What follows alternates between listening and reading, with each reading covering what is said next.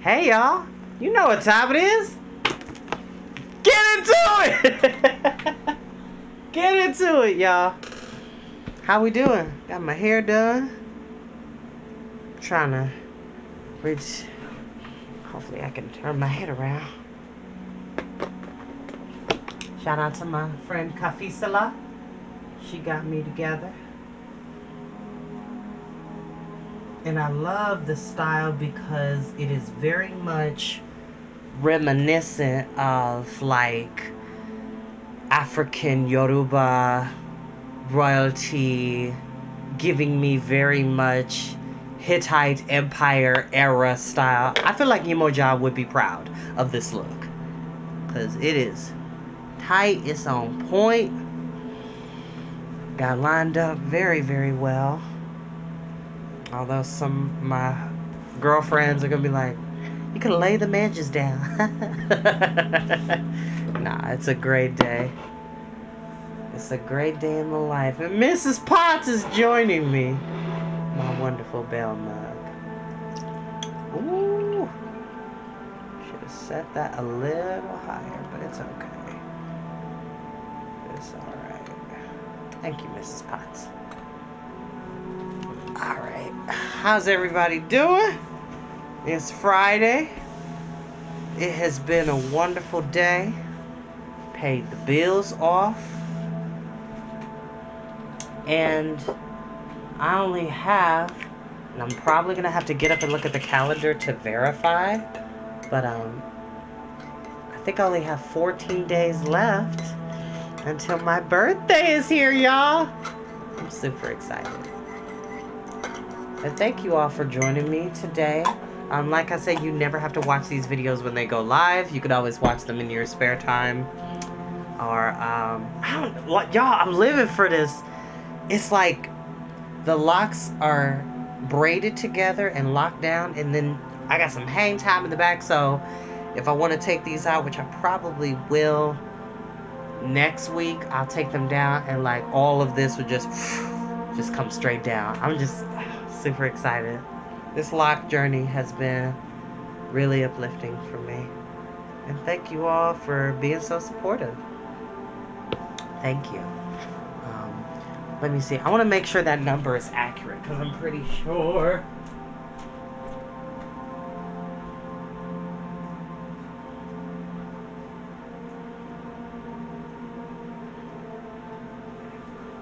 So, correction. My birthday is actually in 15 days. So, I was a number low. But, it's all good. Got my tea here, and we're going to continue our journey with the Redwall series. I hope you guys are enjoying it. For those who keep asking me, if you go look on my page, there is a link to the YouTube channel. There are tons of videos from that channel that you can click on. It will directly take you there, and you can subscribe to the channel. I would really love 1,000 subscribers for my birthday. That could be a birthday gift, 1,000 subscribers. And I really need to emphasize this because a lot of people have asked me, oh, by the way, I don't own the music in the background, which is given to us yet again by Mr. Ambiance. Mr. Ambience, however you wish to pronounce it. It is an ambient melody from The Neverending Story, which is my favorite book of all time. My favorite book of all time. We will read that on this channel. We will read it. If you've ever seen the movie, if you're an 80s and 90s kid, just know that you were traumatized by Artax. If you know, you know, okay? If you know, you know. The Neverending Story is an incredible movie. Matter of fact, I might as well watch it tonight. Since I brought it up, considering I don't have to be to work until 10 tomorrow. Which, by the way, for all my locals in Dayton, Beaver Creek, Cincinnati, Columbus, Greenville. Hey, shout out to my bestie Samantha. Love you, sweetheart. Tomorrow is Porch Fest. There are 50 bands, 30 different porches. There are maps that will be given out at local stands. Please come out. There's a lot of great artists that will be performing. Mojo Power Funk is one of them. Love them. My good friend and neighborhood friend, Mr. Babs, more than likely will be performing. Hopefully, fingers crossed.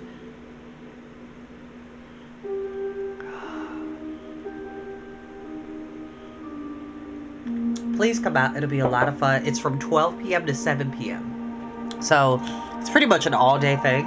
If you would like to come out and enjoy some really good music, see some great local artists, please join us. As of, well, I'm pretty sure this has been a thing, but at least here in Yellow Springs, like, we do have mask mandates and social distancing mandates. So, like, if you're in an area where you can't maintain 6 feet of distance, you gotta wear a mask above the nose and mouth at all times. It really defeats the purpose of wearing a mask if your nose is exposed. Just wear it for the time being. If you go into an indoor establishment, you have to be wearing the mask. But most of Porch Fest is outside, so you can definitely pick a spot with you and your family or your friends where you are distanced to where you can enjoy the good music. Okay? I'm pretty sure, I need to look at that map again, but I'm pretty sure there is a group that's going to be performing on South High Street. I'm going to have to double check on that. But how is everybody feeling? You know, I know it's been a crazy couple of weeks what is going on in the world, but let me tell you something that I've always been taught since I was a child. Trouble don't last always. I will repeat myself. Trouble don't last always. It doesn't, y'all. And the only way we can get over it is together, not against each other. And no, I'm not referring to that horrible musical, High School Musical. And I said what I said. I don't like High School Musical. It is god-awful.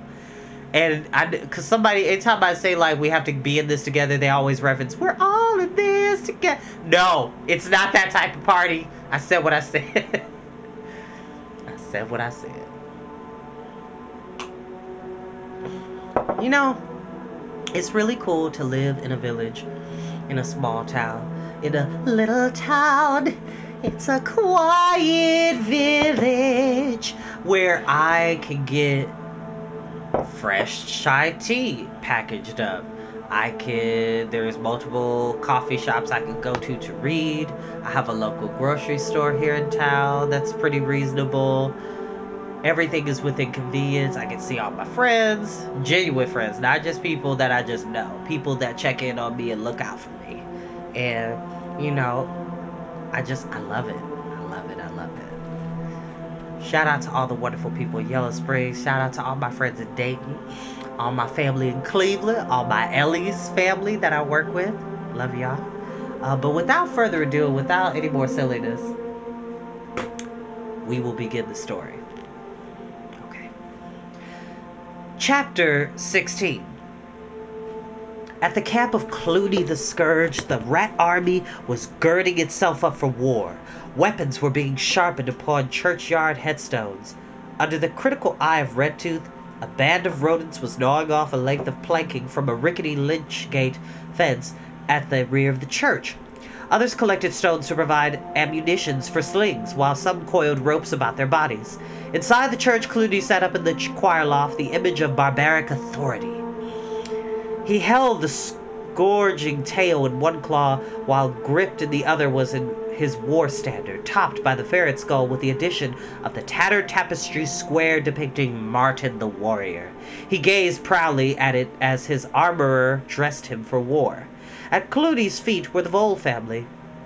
They were bound. He flicked his tail at them and sneered. "Ha! Look at me, you spineless creatures! Did you ever see such a leader of fighting animals as Clooney the Scourge? Soon I will have every creature that moves down on its bended knees to me." Mr. Abram Vole glared defiantly at his captor. "You filthy great bilge rat! Wild silence!" roared Clooney. "Hold your tongue, Vole, or I will deal with you and your family here and now before I set out to conquer your precious abbey. Did you see my new battle flag? That is Martin the warrior. Yes, the same one who was supposed to protect that doddering old abbot and his witless mob of mice. Now Martin is mine. It is more fitting that he travels at the head of real warriors. He will lead us to victory. Clooney ranted and raved on, the light of madness in his eye. Death and desolation shall be the reward of those who dare stand against Clooney. The only ones I will spare are those I might choose to serve me. Mrs. Mole struggled upright, but was forced back down by Scumnose and Fangburn. Chattering with rage, she shouted at Clooney, "You'll never bid Redwall to your evil will! Good will prevail! You see, Clooney, we are tied up, but our minds are free!" Crack! Clooney lashed out with his long tail, sending the Vole family flat upon the floor. Mr. Abram Vole struggled to shield his wife and son with his body as the tail flailed out a second time. "A touching little speech, Vole, but you wrong me. I don't want to capture the spirit of Redwall. I mean to kill it! Take these whining creatures out of my sight. Lock them in the hut out in the back. Leave them to imagine what their fate will be when I return." Colin Vole shrieked in terror. His mother and father struggled bravely as they were dragged off. Redtooth marched in and saluted Clooney. "The horde is ready to march, Chief." A rat armorer set the war helmet firmly upon Clooney's head. He snapped the visor down and kicked aside the rat who had fixed the poison barb on his tail. Striding out into the churchyard, Clooney climbed up on the wrecked gatepost. His fierce eye gazed out across the mighty army. Black rats, brown rats, gray rats, piebald rats, skulking weasels, furtive stoats, insidious ferrets all gathered round, their weapons glistening and dripping with the rain. As Clooney exhorted them, they roared back their frenzied replies. "Where does Clooney's army go? Redwall! Redwall! What is the law of Clooney? Kill! Kill! Kill! Who will lead you to victory?" "Clooney! Clooney! Clooney the Scourge!" Springing down among his army, the warlord waved the banner high overhead. With a mighty shout, the horde of Clooney the Scourge marched out upon the road to Redwall Abbey.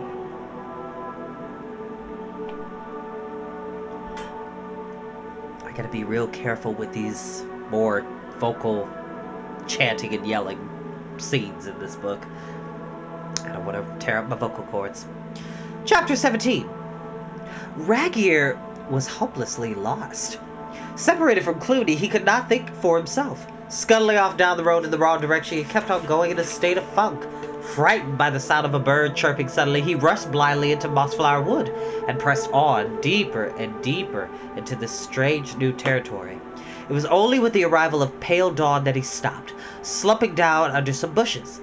Exhausted, soaking wet, and dispirited, he curled up into a wretched damp ball and slept. Sometime about mid-morning, Ragier was awakened by a sound of footsteps. As Matthias tramped past, he lay low, silently congratulating himself. What a find! A little mouse! He would take him prisoner and bring him back alive to Clooney. That way he could gain some prestige. Clooney might even forget that he panicked and deserted at the Abbey. Matthias risked a swift glance over his shoulder. There was a rat clumsily trying to stalk him, a fat, awkward-looking rodent, but nevertheless an enemy. The young mouse strode onwards, his mind working coolly and without fear, confident that he could handle the situation. Breaking twigs underfoot, stumbling ineptly from tree to tree, Ragier watched the mouse and fantasized. "There were 6 of them, Chief. They tried surrounding me, but I fought like a devil. Then I says to myself, 'Ragier,' says I, 'you'd better capture this last one and fetch him back for the Chief to question.' Then Chief will say to me, 'Ragier, good old Ragier, I knew I could depend on you.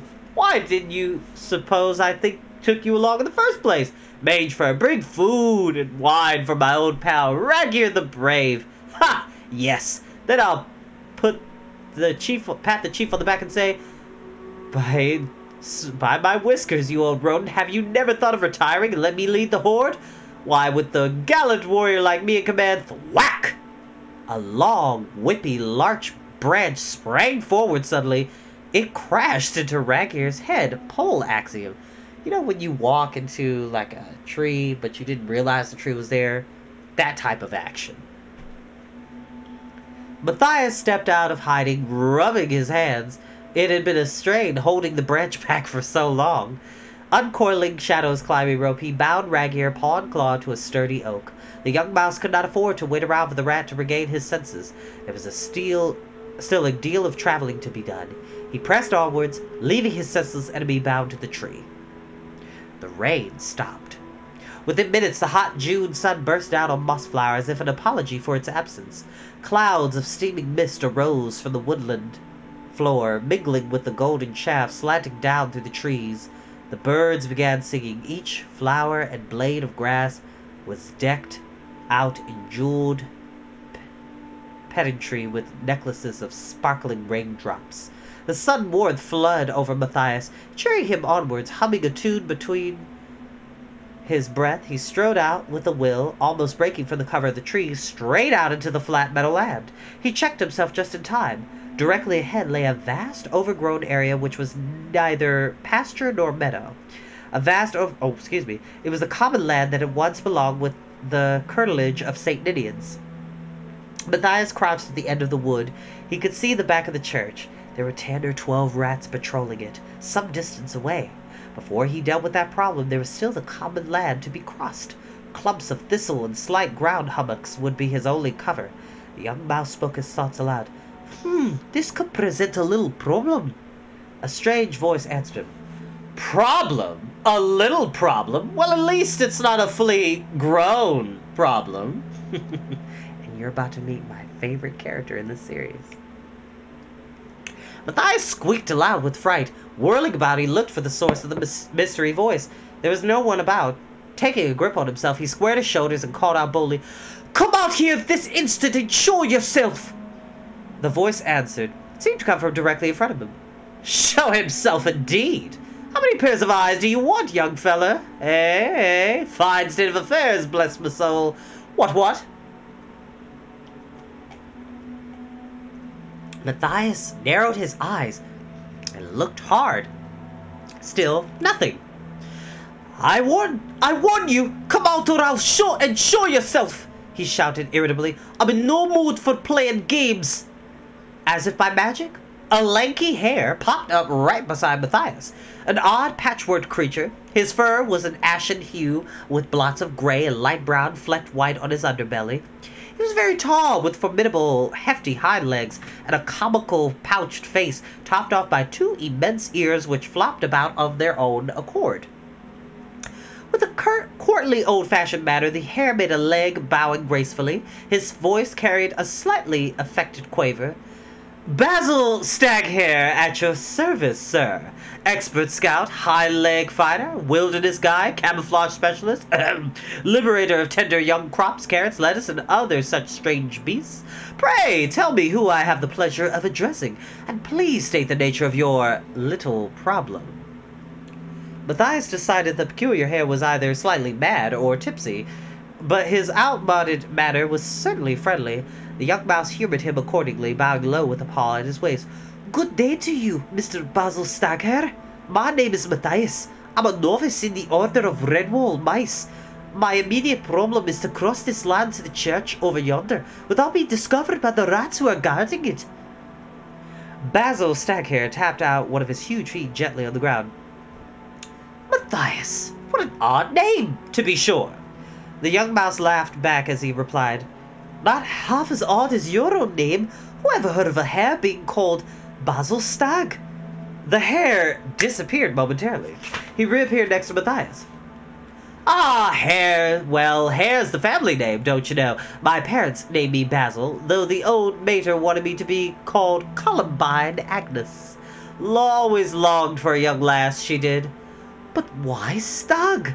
Matthias inquired. Noble creatures, stags. The hare sighed. Did I ever tell you I wanted to be one? A magnificent royal stag with great coat-hanger antlers? So I went down to the jolly old river one night and christened myself Stag. Had 2 toads and Newt as witnesses, you know. Oh, yes. Matthias was unable to hide his merriment. He sat down and chuckled. Basil started chuckling too. He sat down beside Matthias. I think I'm going to like you, my boy, he cried. Now, what about getting you to that church? Why, there's nothing simpler, but enough time for that, ladder, young rip. How about telling me what brings you here? I love listening to a good yarn, you know? Oh, by the way, I hope you like fennel and oatcakes. Of course you do. You'll share lunch with me. Of course you will, young'un. Like yourself. In a flash, Basil had lugged a heavy sack from the undergrowth and was spreading a repast on the grass between them. For the next half hour, Matthias related his story between mouthfuls of the hare's tasty luncheon. Basil listened intently, interrupting only when he required clarification on some point. Matthias finished his tale and sat back awaiting comment. Basil's long ears flopped up and down like railway signals as he digested his food and his friend's information. Rats. I knew they'd come eventually, though. Intelligence on me, grapevine, you know. Could feel it in the old ears, too. As for Redwall, I know it well. Excellent type, Abbot Mortimer. Splendid chap. I heard the Joseph Bell tolling out the sanctuary message. Ha! Even I had some cheeky old hedgehog telling me to run for it. Couldn't go, of course. Dear me, no, that'd never do. Chap deserting his post. Bit of a bad show, what? I prefer me own company, you know. Present company accepted, of course. Oh, of course, Matthias agreed. He had taken enormously to the hare. Basil sprang up in a smart military fashion and saluted. Right. First things first. Must get you across to the church, young fellow mouse. I see that green thingamajig you're wearing. Habit, isn't? Capital camouflage. You just try laying down anywhere in the shadows. Believe you me, you'd have trouble finding yourself. Top hole cover, absolutely. Basil stopped and ruminated for a moment. His ears lay flat, stood up, then pointed in opposite directions. He continued, Now, when you're liberated your bit of tapestry or whatever, make straight back across the common. I'll be waiting, never fear. Good. Well, come on, young bucko. We can't sit about here all day like two fat rabbits at a celery chew. Up and at 'em. Quick's the word. And sharp's the action. Nip about a bit, young'un. Again, Basil vanished, only to reappear some 3 yards out on the common. Come on, Matthias. Tack to the left and wheel to the right. Bob and weave. Duck and wriggle. Look, it's easy. Matthias hurried to follow, keeping in mind Basil's instructions. Surprisingly, they seemed to work perfectly, and before long, the two friends had covered nearly 3/4 of the common land. Matthias could even count the whiskers on some of the rats. He covered his mouth with a paw to stifle a giggle. It's really very simple, isn't it, Basil? How about doing? The hare bobbed up beside him. Capital, buggo! Like a duck to water, young fella. Flop me ears if you are the best pupil I've ever had. By the way, is there anything I can do to help? Matthias stopped and looked serious. Yes, there is, Basil, but I feel reluctant to ask you to involve yourself in my fight. Basil Stackhair snorted. Rubbish. My fight indeed. Do you fondly imagine that I'd sit there munching at the old nose bag while some young, ugly, great rodent and his band of yahoos run about conquering my countryside? Ha! Never let it be said in the mess that Basil Stackhair was backward in coming forward. Ask away, Matthias, you young curmudgeon. I love that word. Love that word. Curmudgeon. The hare puffed out his narrow chest and stood with paw and heart, his eyes closed and ears standing straight up. He awaited orders. The young mouse, hiding a smile at Basil's noble pose, said admiringly, Oh, Mr. Hare, you do look heroic standing like that. Thank ye. Basil opened one eye to look at himself. Yes, he did look rather gallant, a bit like the monarch of the glen, or the stag at eve. Not that a young mouse understood any of that nature. Matthias expressed his wishes to the stag. Would it be possible for you to create some kind of diversion while I'm getting the tapestry? Could you keep the rats occupied, Basil? The hare twitched his ears confidently. Say no more, laddie. You've come to the right stag. Listen carefully. You cut across the flank to their left. They took a piece of planking out of the fence by the lich gate. That's where you'll slide through. When you've got what you came for, then make your exit the same way. I'll go be somewhere about keeping an eye on you. Right. Off you go. Matthias went swiftly, still remembering to bob and weave as Basil had taught him. He made it with ease to the fence, glancing back to check on his companion. Basil went into a speedy run. He cleared the fence top at a bound and tapped the nearest rat on the back.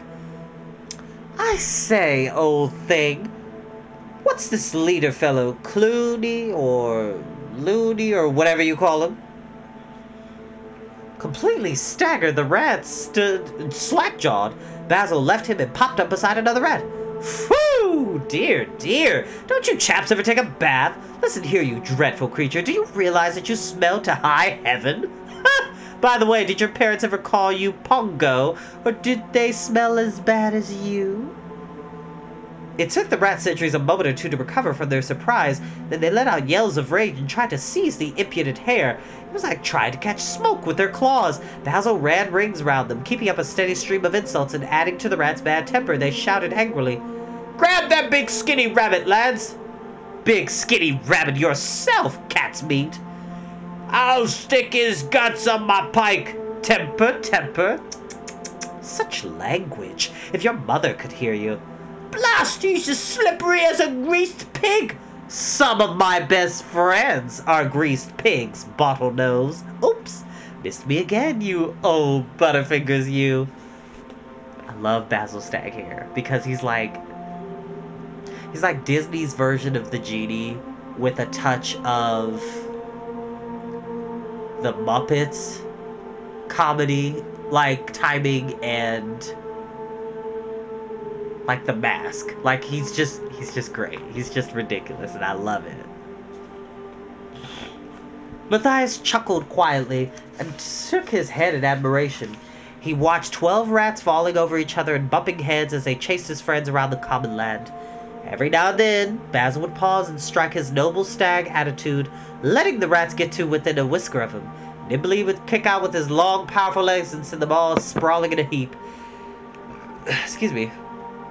Adding insult to injury, he danced around the fallen sentries, sprinkling them with daisies until they arose, cursing him to continue the chase.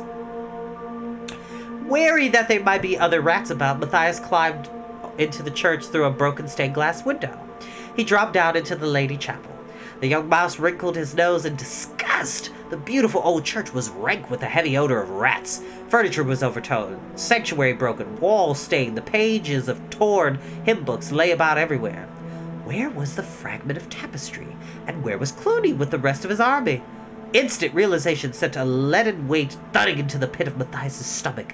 They had gone to attack Redwall. Clooney must have the tapestry with him. Matthias felt sick at the thought. Hastily, he climbed back out the window. Halfway across the fence, he noticed a small shed. Somebody was pounding upon its locked door and calling his name aloud. "Matthias, quickly! Over here in the hut!" Through a small gap in the door, he could see the Vole family. Their paws were tightly bound. Colin Vole huddled piteously in some dirty sacking in a corner, while Abram Vole and his wife battered away at the door with their paws tied together. Matthias called through the crack to them. "Stop banging! Stay quiet! I'll have you out of there as soon as I can break the lock." Matthias cast about for something that would force the padlock and hasp. Doubtless some rat had the key, but there was no time for that. By a stroke of luck, he found an iron spike that had been thrown at Basil by one of the rats. Forcing the spike in the hoop of the lock, Matthias levered it away. "It's not budging," he muttered. From the corner, Colin Vole started to weep. "I will be locked in here until Clooney gets back. I don't want to face him again. Do something, Matthias. Save me." Despite the Vole's wretched predicament, Matthias could see not helping showing his contempt for Colin. "Do stop whining, Colin. It doesn't help matters. Keep your voice down. There may still be rats about. Try to be brave like your mum and dad." In his frustration, Matthias swung the spike at the lock. It bounced off, lodging deep between the hasp and the woodwork. He grunted in exasperation, pulling it savagely towards himself to loosen it. Taken off balance, he went head over tail. The hasp had broken. It came away, bringing with it some twisted, rusty screws. The door swung open. Drawing his dagger, Matthias hastily cut the bindings from the paws of the Voles, issuing orders as he worked. "Follow me and do as I say. Move as quickly and as quietly as you can." Cautiously, they slid through the broken fence and began making their way across the common. There was no sign of the rat sentries. Matthias guessed that they were off somewhere, still trying to catch the elusive hare. It was mid-afternoon. The common was peaceful and sunny. Butterflies perched on thistle flowers and grasshoppers serenaded each other with their ceaseless cadences, Abram Vole insisting on shaking Matthias by the paw and congratulating him. "Matthias, thank you with all my heart for saving my family. We thought we were doomed." The young rescuer looked grim. "We're not back home yet by any means, Mr. Vole. Even if we make it back to the Abbey, I dread to think what we might find." Mrs. Vole nodded vigorously. "Aye, we saw them leave the church to march on Redwall. Clooney was leading the villains with Martin's picture tied to his banner. My oh my, you never did see so many wild rascals in all your born days." Matthias's brow creased in a worried frown. "I wish I hadn't sneaked off from the Abbey this morning. I do hope Constance has all the defenders on the alert." Alert? It was only seconds later that Matthias wished he had also been on the alert. The sentries had become tired of chasing Basil. Wearily they made their way out of the woods and back to the common land. They sat on the grass behind a low hummock, taking a break together. Matthias and the Vole family walked straight into the middle of them.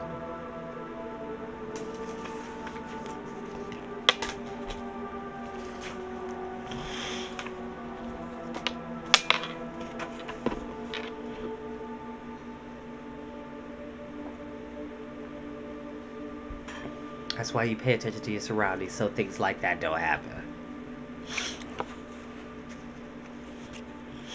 Chapter 18.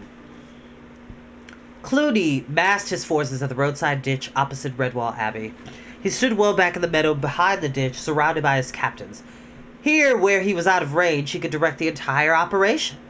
But at the moment he was not having things all his own way. For a start, he did not have many archers. Rats are notoriously bad at bow-making and the fletching of arrows. For the ramparts of Redwall, the field and harvest mice sent down volley after volley of tiny arrows, which, while they had no great killing power, were causing much wounding and discomfort in the ranks of Clooney's horde. Standing beneath his banner, which was rammed into the earth, Clooney cracked his tail. "Redtooth! Darklaw! Tell the sling throwers to stand ready. When I give the signal, I want to send a good heavy barrage of stones hitting the top of that parapet. That'll make them keep their heads down. Frogblood! Scumnose! You two will organize the gangs with the scaling ladders and grappling hooks. See that they all get up on top of that wall and no blunders." The rat captains marched off to the ditch to make ready. Clooney held his tail up to give the signal. On top of the wall, the mice archers kept up their relentless hails of arrows into the ditch. Constance strode up and down, holding a heavy cudgel in her paws as she urged them on. "That's the stuff to give 'em, mice! Keep those bows twanging!" Knowing the supply of arrows was not endless, the badger looked to the heaps of rubble and stone along the parapet edges. "Brother Rufus, Formal, be ready to shift that lot overboard at a moment's notice." Smack! Clack! Twang! Bang! Thud! A hail of sharp stones and pebbles whizzed upwards, rattling against the masonry as Clooney waved his tail at the meadow below. Taken unaware, several mice were felled and a mole lay stunned. "Get your heads down, everyone! Lie flat!" Constance shouted. The defenders instantly obeyed as the showers of missiles increased. Running along the ramparts bent double, the abbot cried out, "Stretcher bearers! Over here! Help me to get the casualties down into the cloisters!" Winifred the otter lay alongside Constance and whispered to her, "Hear that scraping? Clooney's lot are putting something up against the walls. It's my guess they'll be trying to climb up while we've got to lie low." Even as Winifred spoke, two grappling hooks with climbing ropes attached came clanging over the parapet and lodged in the joints. "Stay low, my friends," whispered Constance. "Give them a bit of time to get off the ground. I want plenty of rats to be high up before we make a move. Pass the word along." Below in the meadow, Redtooth waved his cutlass and laughed wildly. "Your plan is working, Chief! Look, there's old Fangbird and his gang nearly at the top of the wall." Clooney lifted his visor to get a better view. It was too late to call out against what he saw happen next. A veritable avalanche of earth and rocks cascaded over the parapet. It smashed straight onto the main ladder. Rats screamed aloud, gasped in midair as they were swept from the ladder to the road below. The ladder fell sideways, cannoning into another one that had been set up beside it. As both ladders fell, there were scenes of mass chaos. Badly wounded and shocked, the survivors of the roadway tried to crawl back to the safety of the ditch, only to be buried beneath rubble which thundered down on them. Many lay trapped beneath the heavy ladders that had fallen. The air resounded with screams and moans.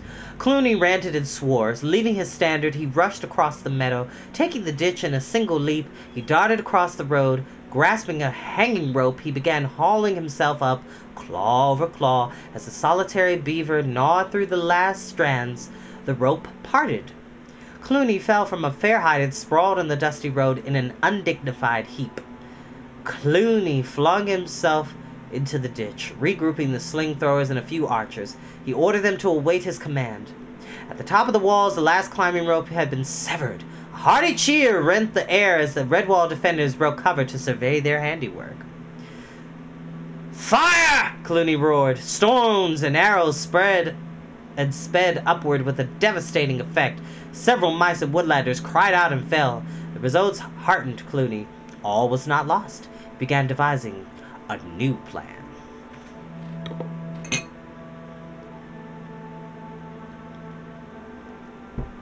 In Mossflower Wood, Ragier was struggling with the rope that bound him to the oak tree. He could hear far-off sounds which meant only one thing. His chief was attacking the abbey. Straining his neck downwards at an uncomfortable glance, Ragier was able to get his teeth into the tough climbing rope. If he could manage to free himself, he might be able to sneak back and join the horde. He could mingle with them and deny that he'd ever been missing. Clooney might also take a lenient view of his desertion if he could distinguish himself during the battle. The rope tasted foul. Ragier could tell by its scent that it had once belonged to Shadow. He never liked that surly, poker-faced rodent. Ragier congratulated himself as his teeth bit through another strand. "Ha! Take that, rope! And that! No rope can keep Ragier prisoner for long! Poor old Shadow! If only you could see your lovely rope now!" Ragier straightened up for a moment to ease his neck. The laughter died on his lips. A horrible gurgle bubbled from his throat. Icy claws of terror gripped his chest. Swaying hypnotically, a foot from his face was the biggest, strongest, most evil-looking adder that had ever been born. The rat was completely petrified. The breath seemed to freeze in his lungs. The sinister blunt head moved in a lazy rhythm, its forked tongue flickering endlessly in and out, the round, bead-like jet eyes never leaving his for an instant. His voice was like dry leaves rustling in an autumn breeze. Asmodeus. Asmodeus. It hissed. "So kind of you to untie yourself, rat. Come with me. I will show you eternity. Asmodeus. Asmodeus."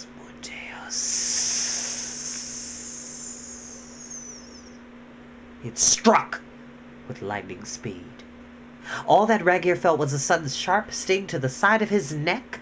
His limbs became flaccid, his eyes shrouded by a dark mist. The last words Ragier ever heard on this earth were uttered in the adder's sibilant hiss. Asmodeus. Asmodeus.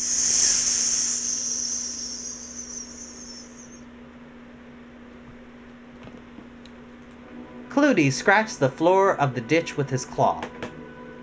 It was all there, the design for his next move. He would attack the abbey secretly from the Mossflower side. It would be a surprise maneuver.